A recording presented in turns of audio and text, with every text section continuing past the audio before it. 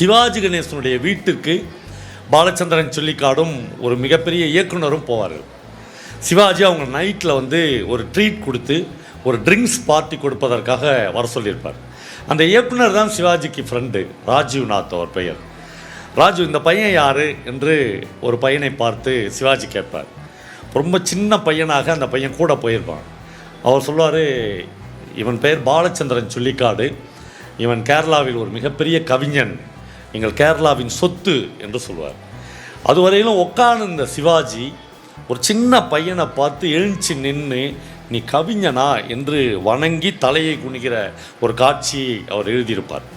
பாலச்சந்திரன் சொல்லிக்காடு அதை பற்றி எழுதுகிற போது, நான் சிவாஜியின் படங்கள் ரிலீஸ் ஆகிற நாளில் ஒரு ஆட்டோவில் உட்கார்ந்து குரல் விட்டு பிழைத்த ஒரு பையன், இன்றைக்கி வந்து சிவாஜி கணேசனுடைய தங்கப்பதக்கம் ரிலீஸ் ஆக போகிறது என்று என்னுடைய குரலை விற்று அதனால் சாப்பிட்ட ஒரு பையன் இன்றைக்கு சாட்சாத் அதே சிவாஜி கணேசனின் முன்னால் ஒரு ட்ரிங்க் பாட்டிலை வைத்து கொண்டு உட்கார வைத்திருக்கிறது என்றால் என்னுடைய கவிதை தான் என்னை அங்கே கொண்டு போயிருக்கிறது என்று சொல்வான்.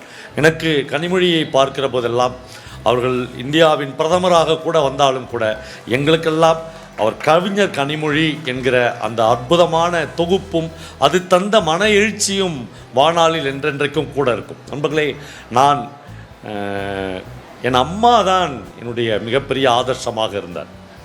அவர்தான் ஒரு கிழிந்த பாயில் படுத்துக்கொண்டே பறக்கும் கம்பளங்களை பற்றிய கதைகளையே எனக்கு சொன்னவர். ஒரு நாள் கூட என் அம்மா கிழிந்த பாயை பற்றி என்னிடம் ஒரு வார்த்தையும் பேசினதே இல்லை. நாம் கிழிந்த பாயில் ஏன் படுத்துனுகிறோம் என்பதை பற்றி என்னோட அம்மா ஒரு வார்த்தையை கூட பகிர்ந்து கொண்டதே இல்லை. ஒவ்வொரு முறையும் அவர்கள் எனக்கு கதை சொல்லுகிற போதெல்லாம், பறக்கும் கம்பளத்தில் நீ பறக்க வேண்டும், 7 கடல் தாண்டி 7 மலை தாண்டி உனக்கான பெண் சக்கச்சவேல்னு மறைத்து வைக்கப்பட்டிருப்பாள் என்று கதைகளையே சொல்லி என்னை வளர்த்தாள். ஒருவேளை என்னுடைய எழுத்துக்கு பிறகான இந்த நாட்களில் அந்த மெமரிஸ் தான் என்னை தொடர்ந்து கதை சொல்ல வைக்கிறது. எங்கள் அம்மா வந்து ஒரு மிகப்பெரிய ஆதர்சமாக இன்று இருக்கிறார். நான் எங்கள் அம்மாவை பற்றி ஒரு கதை எழுதியிருக்கேன். நான் ரொம்ப சின்னதாக அதுலேருந்து சொல்லிவிட்டு இந்த மீதி 15 நிமிடத்தை முடிக்கிறேன். எங்கள் அம்மா வந்து கோழி என்று நான் அந்த கதைக்கு நான் வந்து 7வது படிச்சுன்னுக்கிறேன். ஒரு நாள் நல்ல மழை. எங்கள் வீட்டிலேருந்து ஸ்கூலுக்கு போகிறதுக்கு 3 கிலோமீட்டர் நாங்கள் நடந்து போகணும். ஒரு 5-6 பசங்க நடந்து போயின்னுக்கிறோம். பயங்கர மழை. ஒரு தரை பாலங்குது, அதில் தண்ணி போது எங்களால் போக முடியல. திரும்பி வந்துட்டோம். எங்கள் வீடு எப்பயுமே திறந்தே இருக்கும், எப்பயுமே மூடி உள்ளே லாக் பண்ணி நான் பார்த்ததே இல்லை. அப்படி திறந்தே இருக்கிற வீடு வந்து அன்றைக்கி ஒரு நாள் வந்து உள்ளே லாக் பண்ணிருந்துச்சு. எனக்கு ரொம்ப ஆச்சரியமாக இருந்துச்சு. எங்கள் வீடு எப்பயுமே பூட்ட மாட்டாங்களே, இன்றைக்கி ஏன் பூட்டிக்கிறாங்க அப்படின்னு தட்டினேன். ரொம்ப நேரமாக கதவை தட்டினோன்னே எங்கள் அம்மா வந்து லேசாக கதவை ஒரு கழிச்சு அவங்க வாய் மேலே கை வச்சு வந்துரு உள்ளே வந்துரு அப்படின்னு உள்ளே கூட்டிக்கினாங்க. டக்குன்னு உள்ளே மறுபடியும் லாக் பண்ணிட்டாங்க. எனக்கு ஒன்றுமே புரியல. இது மாதிரிலாம் அம்மாவை நான் பார்த்ததே இல்லை. அம்மாவனுடைய வேறு ஒரு பரிணாமமாக எனக்கு இருந்துச்சு. இருட்டு வேறு, வீடு ஃபுல்லாக இருட்டாக இருக்குது. எங்கள் வீட்டில் ஒரு 10,000 இருக்கும். அப்போது ஒரு உரை அப்படின்னு சொல்லுவோம் நம்ம, அந்த கேழ்வரகு அரிசி இது நெல்லுலாம் கொட்டி வச்சுப்போம். நான் அப்படியே பார்க்குறேன், அந்த உரைக்கிட்ட ஒரு சேவல் வந்து கடைசி உயிர் மூச்சு வாங்கிடுது. அந்த சேவலை பார்த்தோடனே எங்கள் அம்மா வந்து மறுபடியும் வாய் மேலே கை வச்சு சத்தம் போட்டுறாத. நான் எனக்கு உடனே தெரிஞ்சிச்சு, இது நாங்கள் வளர்க்குற சேவல் இல்லை, பக்கத்து வீட்டு சேவல். மழையில் எங்கள் வீட்டுக்கு வந்துடுச்சு. எங்கள் அம்மா வந்து பயங்கர பிளான் பண்ணி கதவை பூட்டிட்டு இப்போ ஏதோ ஒன்று பண்ண போகிறாங்கன்னு தெரிஞ்சிச்சு. 2 நிமிஷம் தான். எங்கள் அம்மா வந்து எவ்வளோ பெரிய ஆகிருதியான மனுஷன்னு இன்றைக்கி யோசித்து பார்க்குறேன். அதுக்கப்புறம் அப்படி ஒரு மனுஷன் நான் பார்த்ததே இல்லை. 10 கை முளைக்குது உடனே அவங்களுக்கு. அப்படி ஒரு கையில் அந்த சேவலை அழுத்துனாங்க. டக்குன்னு ஒரு கத்தி வச்சு கழுத்தறுத்து தூரப்பட்டாங்க. பார்த்தா ஒரு சுடுதண்ணி கொதிக்குது, அப்படியே சினிமா காட்சி மாதிரி விரியுது. சுடுதண்ணியில் போட்டு கோழியை அழுத்துனாங்க, மஞ்சள் தடவினாங்க, கட் பண்ணாங்க. வீட்டு தரை இருக்குல்ல, அது வந்து மண் தரை. கடகடன்னு ஒரு சின்ன கடப்பார் வச்சு இது ஏன்டா தோடுறாங்க அப்படின்னு, அந்த ரக்கைக்கான சவக்குழி அது. டக்குன்னு ரக்கையெல்லாம் போட்டு மேலே மொழுகி சாணி போட்டு மொழுகி, அப்புறம் அடுத்த காட்சியில் வந்து குழம்பு கொதிக்குது. எல்லாத்துக்கும் சேர்த்து 20 மினிட்ஸ் தான் ஆச்சு. 20 நிமிஷத்தில் எல்லாமே முடிஞ்சிடுச்சு. நான் அப்படியே திக்பிரமை பிடிச்சி பார்க்குறேன். 7வது படிக்கிறேன். எங்கள் அப்பா வர்றார். எங்கள் அப்பா வந்து ஸ்கூல் டீச்சர். அப்புறம் அந்த ஊர்லேயே காங்கிரஸ்காரங்களுக்குலாம் என்னென்னா, தாங்கள் தான் இந்த உலகத்திலே ரொம்ப நேர்மையானவங்க அப்படின்னு அவங்களே நினச்சிக்குவாங்க. அந்த மாதிரி எங்கள் அப்பா வந்து கதவு தட்டுறாரு. ஐயோ, ஒரு நேர்மையின் சிகரம் வருதே, எங்கள் வீட்டில் இப்படி ஒரு மாபெரும் திருட்டும் கொலையும் நடந்துக்குதே அப்படின்னு நான் பார்க்குறேன். எங்கள் அப்பா வந்தோடனே எங்கள் அம்மா ரொம்ப கேஷுவலாக சோறு போட்டு நல்ல சோறு மடையிற அளவுக்கு கறி குழம்பு ஊற்றி நம்ம அந்த எல்லா பீரியடையும் விட்டுட்டோம். நமக்கு வந்து 100 கிராம் சிக்கன் வாங்கிறது, ஆஃபன் அந்த மாதிரியான கல்ச்சருக்கு போய்ட்டோம். சோறே தெரியக்கூடாது சார், அந்த மாதிரி கோழிக்கறி குழம்பு ஊற்றி அப்படி எங்கள் அப்பா கொடுக்குறாங்க. எங்கள் அப்பா அப்படி மூக்கை உறிஞ்சி சாப்பிட்றாரு. எனக்கு அந்த திகில்லேருந்து என்னடா நல்லா சாப்பிடுன்றாங்க எங்கள் அம்மா. அப்புறம் எங்கள் அப்பாவும் அம்மாவும் தான் எப்பயுமே நம்மளுக்கு ஒழுக்கத்தை சொல்லிக் கொடுப்பாங்க. அவங்க தான் வந்து திருடக்கூடாது, பொய் சொல்லக்கூடாதுன்னு. எங்கள் வீட்டில் இந்த மாதிரி ஒரு அக்கறை போர் நடந்துச்சு. எதுவுமே தெரியாத காங்கிரஸ் தியாகி வேறு இதை சாப்பிட்டுங்கிறாரு அப்படின்னு தோணுச்சு எனக்கு. டக்குன்னு சாப்பிட்டு முடிச்ச உடனே இதெல்லாம் கதையே இல்லை, கதையினுடைய உச்சம் ஒன்று இருந்துச்சு. அதுக்காக அந்த கதையை சொல்ல வந்தேன். என்னென்னா, ஒரு 5 மணி இருக்கும், மழை பெஞ்சினே இருக்குது. இந்த கோழியை தொலைச்சாங்கல்ல, அந்த அக்கா பேர் தெரியும் எனக்கு, மணிமா அக்கா, பக்கத்து வீடே. அந்த அக்கா அப்படியே நைஸாக எங்கள் வீட்டுக்கு வராங்க. வந்தோடனே எனக்கு மாட்டினாங்க எங்கள் அம்மா அப்படின்னு முடிவு பண்ணுறேன். எங்கள் அம்மா மரண தைரியத்தோடு அவங்கள வா மணிமா நல்லா இருக்கிறான்னு கூப்பிட்றாங்க. அவங்கள அதாவது வம்ப விலை கொடுத்து வாங்குவாங்களே அப்படி இன்வைட் பண்ணுறாங்க. வந்தோடனே ஒன்றும் இல்லை வாதிரமா, எங்கள் சேவலை காணா, மதியானத்துலேருந்து தேடினுக்கிறேன்னு சொல்கிறாங்க. எங்கள் அம்மா வந்து மழையில் எங்கன்னா அடைஞ்சிருக்கும் பாரு அப்படின்ட்டாங்க. சொல்லிவிட்டு அந்த அக்கா வந்து சரி வாதிரமா நான் தேடி கண்டுபிடிக்கிறேன்னு போயிட்டாங்க.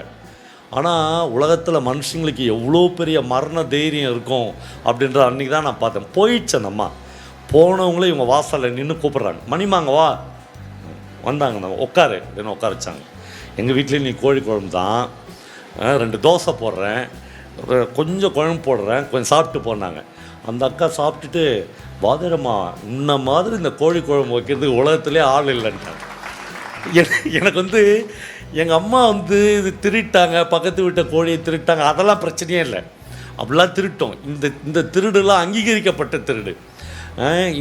இந்த திருடுலாம் இல்லைன்னா கிராம வாழ்க்கையில் சுவாரஸ்யமே இருக்காது, சுடுகாடு மாதிரி ஆகிடும் கிராம வாழ்க்கை. மலர்வதி வந்து திருடன் மணியம் பிள்ளையை பற்றி சொன்னாங்க. நான் ஜெயரஞ்சன் சார்கிட்ட சொன்னேன், சார் ஒரு நாள் நான் அவர் எங்கள் வீட்டுக்கு வர வச்சேன் சார்னு. அதை விட பிரமாதமான ஒரு விஷயம் என்னென்னா, திருடன் மணியம் பிள்ளை வந்து கொல்லத்தில் இருக்கார், இன்னும் இருக்கார். அவர் வந்து திருடன் மணியம்பிள்ளைன்னு அவருக்கு ஒரு மிகப்பெரிய புத்தகம் வந்துக்குது. அந்த புத்தகத்துக்கு மொழிபெயர்ப்புக்காக சாகித்ய அகாடமி விருது கிடச்சிக்குது. அந்த ஊரில் கொல்லத்தில் ஒரு பிரபலமான கிரிமினல் லாயர் இருக்கிறார், கவர்மெண்ட் லாயர். அவர் பேர் சுரேஷ் ராஜன். அவர் ஒரு புத்தகம் எழுதுகிறார். அந்த புத்தகத்தை வெளியிடுறதுக்காக என்னை கூப்பிட்டுருந்தார். நான் அங்கே போயிருந்தேன். ஆனால் கவர்மெண்ட் டிபியில் அவர் வந்து கவர்மெண்ட் லாயர்ன்றதுனால டிபிலலாம் எங்களுக்கு ரூம் போட்டிருந்தார். நான் வந்து மணியம்பிள்ளையை அந்த டிபிக்கு வர சொல்லியிருந்தேன். அவர் வந்து உட்கார்ந்தார். நான் போன உடனே சுரேஷ் வந்தார், அந்த லாயர் வந்தோடனே இவர் எழுந்துச்சு நின்னார். நான் இவரை இன்ட்ரடியூஸ் பண்ணுறேன். சார் இவர் வந்து திருடன் மணியம் பிள்ளைன்னு. அவருக்கு ஹார்ட் அட்டாக் வந்துச்சு. கல்வனோ அப்படின்னார் அவர் மலையாளத்தில். கல்வன் தான் சார்னு. அவருக்கு ஒன்றும் புரியல, ஒரு கல்வனை இவர் எதுக்கு கவர்மெண்ட் கெஸ்ட் ஹவுஸுக்கு கூப்பிட்றாரு. அப்புறம் ஒரு திருடனை வந்து அவர் வந்து கேட்குறாரு, என்ன நீர் அறியுமோ அப்படின்னு அவர் கேட்குறாரு. ஆமாம் சார், நான் உங்களை 28 வருஷமாக கோர்ட்டில் டெய்லி பார்க்குறேன்றார் அவர். இவங்க 2 பேரும் சர்வசாதாரணமாக பேசிக்கிறாங்க. அப்புறம் உலகத்தில் எவ்வளோ திருடர்கள் இருக்கிறாங்க, அவங்கள யாரும் மேடையில் பேச போகிறதில்ல. ஏன் அவரை பற்றி பேசுகிறேன்னா, ஒரே ஒரு விஷயம் தான். நான் வந்து சுரேஷ்கிட்ட சொன்னேன், சார் இவர் எழுதின ஆட்டோபயோகிராஃபிக்கு வந்து சாகித்ய அகாடமி அவர் வந்து என் புஸ்தகம் ஒன்றுமே இல்லைன்னு முடிவு பண்ணிட்டார் அவர் புஸ்தகத்தை. ஏன்னா அவர் வந்து கவர்மெண்ட் லாயரு. அவர் வந்து எப்படி திருடக்கூடாது, எப்படி பொய் சொல்லக்கூடாதுன்னு ஒரு புத்தகம் எழுதுகிறாரு. திருடன் மணியை வந்து எவ்வளோ கிளவராக திருடணும் அப்படின்னு கூட புக் எழுதலை. அவருடைய பெரிய வருத்தம் என்னன்னா, இந்த போலீஸ் வந்து என்னை இன்னும் ஒரு 20 நாள் விட்டுருந்தாங்கன்னா நான் சென்ட்ரல் மினிஸ்டராக இருப்பேன் தான் அந்த புத்தகத்தை ஆரம்பிக்கிறாரு. இல்லை இது வந்து விளையாட்டே இல்லை, நீங்கள் அந்த புத்தகத்தை படிச்சிங்கன்னா தெரியும். அவர்கிட்ட ஒரே ஒரு இன்சிடெண்ட்டை மட்டும் நான் சொல்கிறேன். அவர் ரொம்ப பிளான் பண்ணி திருடுவார். அதாவது எந்த வீட்லேயும் போய் எப்படி கை வச்சிட மாட்டார். புறநகர் பகுதிகளில் யாரெல்லாம் அளவுக்கு அதிகமாக மிகப்பெரிய வீடு கட்டிக்கிறாங்களோ இவருக்கே தெரியும், இவன் வந்து தப்பான வழியில் சம்பாரித்து இவளை கட்டிக்கிறான், இவனை போற்ற வேண்டியதான் அப்படின்னு முடிவு பண்ணுறார். அந்த மாதிரி ஒரு வீட்டில் போய் பயங்கர பிரில்லியண்ட்டாக ஒரு திருடை முடிச்சுட்டு வீட்டுக்கு வந்துடுறார். அதிகாலை ஒரு 6-7 மணிக்கு மேலே அந்த வீட்டுக்காரர், நைட் நம்ம வீட்டில் பயங்கரமான திருடு நடந்துக்குது, தலைவர் தான் அதை முடிச்சுக்கிறாரு அப்படின்னு முடிவு பண்ணிட்டு போலீஸ் ஸ்டேஷன் தான் அவர் போகணும். அவர் போகல. நேராக கார் எடுத்துன்னு மணியம்பிள்ளை வீட்டுக்கு வர்றார். காரை வெளியே நிறுத்திட்டு கதவை தட்டுறாரு. ஒரு தூக்க கழகத்தில் எழுந்துச்சு வர்றாரு. வணக்கண்ணே அப்படின்றாரு. வணக்கம் அப்படின்னு, நைட்டு நம்ம வீட்டுக்காக வந்தீங்க பழகுது அப்படின்னு ஆரம்பிக்கிறாரு. இவர் ரொம்ப கேஷுவலாக, ஐயோ இல்லை நான் இப்போ தான் தூங்கி எழுந்துச்சு வரேன்றார். 2 பேரும் கொஞ்சம் நேரம் பேசுகிறாங்க. இல்லை எனக்கு பிரச்சனையே இல்லை, நீங்கள் வந்தது எங்கள் வீட்டில் என்னென்ன அடிச்சிங்கன்றது எதுவுமே இல்லை, ஒரே ஒரு விஷயத்தை தெரிஞ்சுன்னு போகணுன்னு மட்டும்தான் நான் உங்ககிட்ட கேட்குறேன். மனைவி நான் தான் வரலையே, நான் என்ன கேட்டிங்கன்னா எப்படி அந்த வரலன்றதெல்லாம் முடிஞ்சிடுச்சு, நீங்கள் வந்தது போனது சக்ஸஸ்ஃபுல்லாக எல்லாத்தையும் முடிச்சது எல்லாமே ஓவர். ஒரு விஷயத்துக்கு மட்டும்தான். உடனே மணியம்பிள்ளை வேறு வழி இல்லை அப்படின்னு, போலீஸ் ஸ்டேஷனுக்கு போக மாட்டீங்களேன்னு கேட்டுக்கிறார். சத்தியமாக போக மாட்டேன். அப்புறம் நீ என்னென்ன எடுத்துன்னு வந்தியோ உன்னுடைய திறமைக்கு கிடைச்ச பரிசு நீயே வச்சுக்கலாம், திருப்பி கேட்க மாட்டேன், ஒன்றுக்கு மட்டும் பதில் சொல்லிவிடு, ஓகே என்ன அப்படின்னு கேட்குறாரு. இல்லை புலி சைஸில் 2 நாய் வளர்க்குறேன் எங்கள் வீட்டில். கடைசி காலத்தில் இந்த 2 நாயும் என்னை காப்பாற்றுறோம், மனுஷங்கள்லாம் கைவிட்டால் கூட காப்பாற்றுறோம் அப்படின்னு நினச்சேன், அதை எப்படின்னா ஏமாத்துறேன்னு கேட்குறாரு. மணியம்பிள்ளை ரொம்ப கேஷ்வலாக சொல்கிறாரு. ஒன்றும் இல்லை, நான் எந்த வீட்டுக்கு போனாலும் அந்த வீட்டில் ஒரு வாய் சாப்பிடாம திருட மாட்டேன்றார். திருட்டுல ஒரு வகை இருக்குது. நீங்கள் போலீஸில் இதை ஈஸியாக கண்டுபிடிச்சாங்க. தமிழ்நாட்டில் கூட அந்த கல்ச்சர் உண்டு. ஒரு வீட்டில் போய் சாப்பிடாமல் ஒருத்தன் திருட மாட்டான், தண்ணி குடிக்காமல் திருட மாட்டான், அப்புறம் என்ன கஷ்டம் வந்தாலும் அவனே மாட்டிக்கினாலும் மாட்டிக்குவான், ஒருத்தர் கொலை பண்ண மாட்டான். இப்படி நிறைய இது இருக்குது, நிறைய வகைகள் இருக்குது. அந்த மாதிரி இவர் அவங்க வீட்டுக்கு சாயங்காலமே ஒரு 7 மணிக்கே போய் செட்டில் ஆகிட்டுக்கிறார். கிச்சனில் பார்த்தா அவங்க வீட்டு ஃப்ரிட்ஜில் மத்தி மீன் இருந்தது. மத்தி மீன் எடுத்து கொஞ்சம் வறுத்து கொஞ்சம் குழம்பு வச்சு எல்லாத்தையும் ரெடி அது வரலும் வீட்டில் இருக்கிறவன் எவனுமே எழுந்துச்சி நம்ம வீட்டில் ஒருத்தர் எவனோ மீன் குழம்பு வைக்கிறானேன்னு பார்க்கவே இல்லை. அதனால தான் நான் போகிற இடங்கள்லாம் சொல்கிறேன், தயவுசெய்து வீட்டில் ஸ்மெல் வர அளவுக்கு, கைப்படுற அளவுக்கு, கூப்பிட்டா வர அளவுக்கு சின்னதாக வீடு கட்டினா போதும். நம்ம சிவாஜி கணேசனுக்கு ஹார்ட் அட்டாக்கு அப்போலோவில் படுத்துனுக்கும்போது பாரதராஜா போகிறார். போனோடனே சிவாஜி அப்போ தான் எழுந்துச்சி உட்கார்றாரு. ஆனால் என்னென்ன ஆச்சு அப்படின்னு சொல்கிறாரு. ஒன்றும் இல்லை, டெய்லி மதியானம் சாப்பிட்டுட்டு ஒரு 2 மணி நேரம் தூங்குவேன், கமலா தான் கூட படுத்துக்கும். 4 மணி ஆனால் டான் பார்த்தா கமலா இருக்காது, எனக்கு போய் காஃபி போட போயிடும். அன்றைக்கி 4 மணிக்கு நெஞ்சு வலி வந்துடுச்சு, டேபிளில் தான் மாத்திரை இருக்குது, அந்த நாக்கு கடையில் வச்சுக்கிற மாத்திரை எடுத்து வச்சா நான் பொழைச்சிக்குவேன் அப்படின்னு நினச்சேன். ஆனால் என்னால் எடுக்க முடியல, கீழே எடுக்கிறதுக்கு என்னன்னா கீழே விழுந்துருவேன் பெட்லேருந்து, அவ்வளோதான். அப்புறம்னா அப்படின்றாரு. அவ்வளோதான், நம்ம சோழி இன்னையோடு முடிஞ்சிடுச்சு அப்படின்னு முடிவு பண்ணும்போது கமலா ஒரு காஃபியோடு வந்துருந்தா. அப்புறம்னா அது அங்கே படுத்துனுக்கிறேன் அப்படின்னு சொல்லிட்டு சிவாஜி பாரதி ராஜாவை பார்த்து கேட்குறாரு, ராசா வீடு கட்டிட்டியா அப்படின்னு கேட்டுக்கிறாரு. 4 வீடு வச்சுக்கிறேண்ணா. Very good. பெரிய வீடா சின்ன வீடான்னு கேட்டுக்கிறாரு. சுமாரான, தயவுசெய்து பெரிய வீடாக கட்டாத. ஏன்னா இல்லை நான் பிரபு ராம்குமார்னு என் தொண்டையே நான் எவ்வளோ பெரிய சவுண்டு விடுவேன் இப்போ படத்தில், அந்த சவுண்டெல்லாம் விட்டு பார்த்தேன், ஒருத்தரும் என்னை பார்க்கல, கூப்பிட்டா வர அளவுக்கு சின்னதாக வீடு கட்டு நினைக்கிறார். அவர் பெரிய வீடு கட்டி கிச்சன் எங்கே இருக்குது, தலைவர் எங்கே ஏசியில் படுத்துங்கிறான்னு தெரியாமல் இவர் எல்லாத்தையும் சமைச்சு வீட்டுக்குள்ளேருந்து சோத்தில் பிசைஞ்சு கொஞ்சம் மயக்க மருந்து கூட கலந்து வீட்டுக்குள்ளேருந்து ஃபுட்டு கொடுக்குற மாதிரி நாய்க்கு உள்ளேருந்து ஃபுட்டு கொடுக்குறாரு. 2 நாய் சாப்பிட்டு மயக்கம் மறைஞ்சிச்சு. அப்புறம் இவர் எல்லாத்தையும் பிளான் பண்ணி எடுத்துன்னு வந்துட்டேன்னு வீட்டுக்காரர்கிட்ட கதை சொல்கிறாரு. கதைலாம் கேட்டு வெரி குட்ண்ணா, ரொம்ப நல்லபடியாக பண்ணிக்கிறீங்க, இதோட போதுன்னா இனிமேல் நம்ம வீட்டு பக்கம் வந்துடாதீங்கண்ணா அப்படின்னு சொல்லிட்டு அவர் போயிடுறார். போலீஸ்க்கெலாம் போக மாட்டேன். அந்த புக்கில் எனக்கு இந்த இடம்லாம் இன்ஸ்பயர் ஆகவே இல்லை. இன்னொரு இடம் இருக்குது. அவர் வீட்டுக்கு போனோடனே அந்த 2 நாயும் பார்க்குறாரு. அந்த 2 நாயும் புலி மாதிரி சைஸோடு இவரை பார்க்குது. இவர் அப்படியே மண்டிடுறார். அந்த நாய்க்கு முன்னாடி முட்டி போட்டு மண்டிட்டு, நீங்கள் என்னை காப்பாற்றுவீங்கன்னு தாண்டா நான் தைரியமாக இருந்தேன், கேவலம் ஒரு மத்தி மீனுக்கு இப்படி சோரம் போயிட்டீங்களே அப்படின்னு நாய்கிட்ட சொல்கிறார். சொன்ன உடனே நண்பர்களே, அதுக்கப்புறம் தான் என்னால் அந்த புக்கை படிக்கவே முடியல. 6ஆவது நாள் ஒரு நாய் செத்துடுச்சு. இவர் பேசினார் பாருங்க. நாம் சொல்கிறோம் ஜீவன்களுக்கு மொழி இல்லை, அது காது கேட்காது. அதுக்கப்புறம் ட்ராப் கூட அது சாப்பிடவே இல்லை. 8ஆவது நாள் இன்னொரு நாயும் செத்துச்சு. இந்த 2 நாயும் அந்த வீட்டில் இறந்துச்சு. இப்போ இது ஒரு வாழ்வியல் இலக்கியம்ன்றது நம்மளுக்கு தொடர்ச்சியாக போதனைகள் பண்ணேங்கிறது இல்லை. நீ யாராவது ஒரு இலக்கியத்தை படித்து நான் ஒழுக்கமாக இருக்கிறேன், அப்புறம் ஒழுக்கமாக இருக்கவே முடியாது.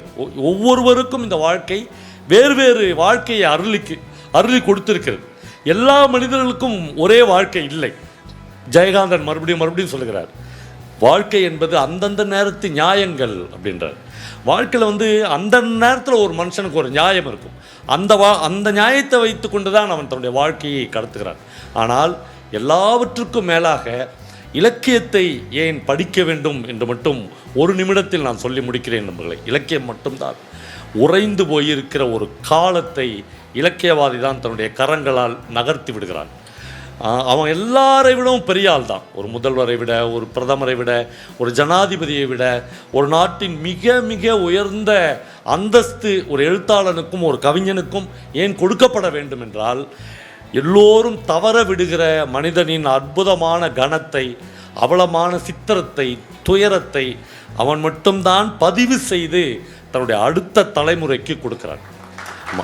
அவன் தான் அதை கொடுத்து விட்டு போகிறான். நீ படி. 1960களில் கோவில்பட்டிக்கும் சாத்தூருக்கும் நடுவில் எவ்வளோ பெரிய பஞ்சம் தலைவிரித்து ஆடியது என்பதை கூவாரகிரிசாமியினுடைய ஒரு கதையில், திரிபுரம் என்கிற ஒரு கதையில், கீழே கிடக்கிற ஒரு வெள்ளரி பிஞ்சை எடுக்கலாமா வேண்டாமா என்று அம்மாவும் மகளும் மாற்றி போட்டி போட்டு கொள்ளுகிற ஒரு இடத்தை அழகிரிசாமி எழுதுகிற போது நான் என்னை அறியாமலேயே அந்த இடத்துக்கு போய்விடுகிறேன். இவ்வளவு காலத்தை 40-50 வருடத்தை பின்னுக்கு தள்ளி அந்த காலத்துக்கு போய் சாத்தூருக்கும் கோயில்பட்டிக்கும் இடையில் இத்தனை பெரிய வறுமையாக இருந்தது. ஒரு வெள்ளரி பிஞ்சிக்கு ஆந்திராவில் இருந்து வந்த ஒரு அம்மாவும் மகளும் அதை எடுத்து சாப்பிட்றதா வேண்டாமா என்று இப்படியா போட்டி போட்டார்கள். யாரோ ஹோட்டலில் வேலை பார்த்து விட்டு கை கழுவி விட்டு போகிற யாரோ இந்த ஹோட்டலில் கிளீனராக இருந்த பசங்கிட போய் தன்னுடைய மகள், தன்னுடைய அம்மா விபச்சாரம் பண்ணி 10 ரூபாயை எடுத்து தன்னுடைய முடிச்சில் போட்டு புடவையில் போட்டுன்னு வந்து மகள்கிட்ட காட்டுறா. அந்த பொண்ணு அப்படியே அதிர்ச்சி அடைகிறா. அவள் சொல்கிறா, பசி, இந்த உலகத்தில் எல்லாவற்றையும் விட துயரமானது மானுடத்தின் பசி. அதை நான் எப்படி தீர்த்துக்கிறது? ஒரு வெள்ளரி பிஞ்சை கூட எடுக்கிறதுக்கு நம்மை இந்த சமூகம் அனுமதிக்கவில்லை. நம்மளை கேவலமாக பார்க்கிறது. வேறு வழி இல்லை, இந்த காசு எனக்கு தேவை என்று சொல்கிறார். இதே தான் புதுமைப்பித்தன் தன்னுடைய பொன்னகரம் என்ற ஒரு பக்க கதை. நம்முடைய குழந்தைகளுக்கு நாம் நினைக்கிறோம் டெக்ஸ்ட் புக்கு போதும், பாட புத்தகங்கள் போதும், அது எல்லாவற்றையும் கற்றுக் கொடுத்து விடும். இல்லவே இல்லை. இந்த டெக்ஸ்ட் புக்கில் நம்முடைய ஒரு சக மனிதனை எப்படி ஸ்பரிசிப்பது, ஒரு சக மனிதனின் மூச்சு காற்றை நாம் எப்படி ஏற்றுக்கொள்வது, இதெல்லாம் எந்த பாட புத்தகங்களையும் அது இலக்கியம்தான் சொல்லிக் கொடுக்கிறது. புதுமைப்பித்தன் அந்த பொன்னகரம் என்கிற கதையில் ரொம்ப நாளாக சீக்காப்படுத்துனுகிற தன்னுடைய கணவனுக்கு ஒரு மருந்து வாங்குவதற்கு முடியாமல் அந்த அம்மாளு என்கிற ஒரு பெண் ஒரு இருட்டில் ஒதுங்கினான். யாரோ ஒருவன் அந்த பக்கமாக போகிறவன் வரியா என்று கேட்டான். 5 ரூபா என்று அவள் சொல்லுகிறாள். 5 ரூபாயை வாங்கின்னு போய் மெடிக்கலில் தன்னுடைய கணவனுக்கு மருந்து வாங்கின்னு கொடுக்கிறாள். புதுமைப்பித்தன் கடைசி வரை எழுதுகிறார், என்னமோ கற்பு என்று கதைக்கிறீர்களே ஐயா, இதுதான் பொன்னகரத்தின் கற்பு என்று எழுதுகிறார். அவ்வளவு துயரத்தை ஒரு எழுத்தாளன் நமக்கு கடத்துகிறான். அவ்வளவு சந்தோஷத்தை, அவ்வளவு மனிதர்களின் அன்பை, பிரியத்தை, தர்க்கத்தை, குடும்பத்தை எல்லாவற்றையும் இந்த சமூகத்துக்கு சொல்லி கொண்டு போவது எழுத்தாளர்களும் கவிஞர்களும் மட்டுமே. அந்த கணத்தைத்தான் நாம் நம்முடைய குழந்தைகளுக்கு சொல்லித்தர தவறிவிட்டோம். பாடப்புத்தகம் படித்தா போதும் தம்பி, நீட் எழுதுனா போதும் தம்பி, டாக்டர் ஆகிட்டா போதும் தம்பி, இபியில் ஆஃபீஸர்னா ஒரு 2 ஆண்டுகளுக்கு முன்னால் வரல எலக்ட்ரிசிட்டி போர்டில் அட்மினிஸ்ட்ரேட்டிவ் ஆஃபீஸராக வேலை பார்த்தேன்.